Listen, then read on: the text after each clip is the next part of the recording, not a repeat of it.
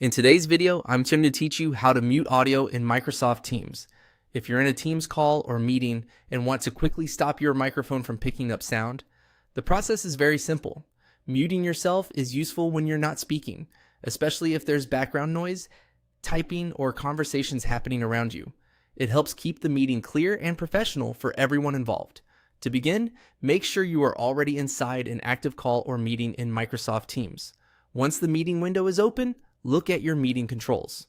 These controls are usually displayed along the top or bottom area of the screen, depending on your version of Teams and the size of your window. In those controls, find the microphone icon. This is the button that controls whether your audio is being shared with the meeting.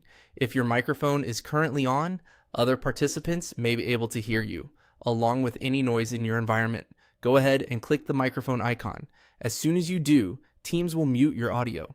This action turns off your microphone input so your voice is no longer being transmitted to the call. It's a quick toggle, so you can also use the same button again later if you want to unmute and speak. To confirm that you're muted, look closely at the microphone icon after clicking it.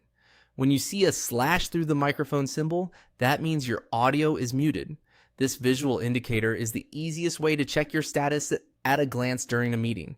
If you're ever unsure whether people can hear you, always check for that slash on the icon before continuing.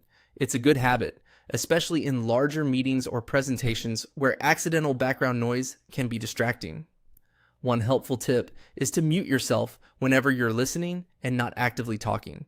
That makes meetings smoother and reduces interruptions for everyone. Then, when it's your turn to speak, simply click the microphone icon again to remove the slash and turn your audio back on. That's all it takes to mute audio in Microsoft Teams. Once you know where the microphone control is and what the slash means, it becomes very easy to manage your audio throughout any call or meeting.